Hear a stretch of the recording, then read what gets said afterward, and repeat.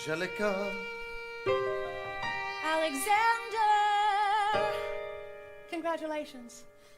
You have invented a new kind of stupid, a damage you can never undo kind of stupid, and open all the cages in the zoo kind of stupid. Truly, you didn't think this through kind of stupid.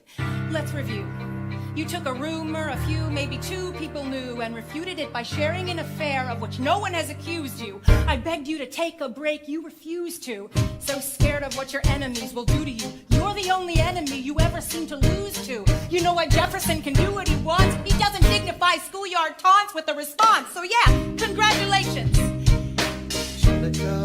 You've redefined your legacy. Congratulations. It was an act of political sacrifice. Sacrifice? I languished in a loveless marriage in London. I lived only to read your letters. I look at you and think, God, what have we done with our lives and what did it get us? That doesn't wipe the tears or the years away, but I'm back in the city and I'm here to stay, and you know what I'm here to do. Angelica. I'm not here for you. I know my sister like I know my own mind. You will never find anyone as trusting or as kind. And a million years ago she said to me, this one's mine. So I stood by. Do you know why?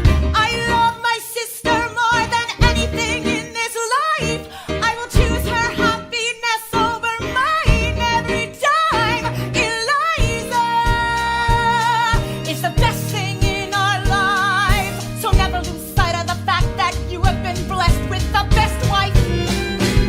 Congratulations. For the rest of your life, every sacrifice you make is for my sister. Give her the best life. Congratulations.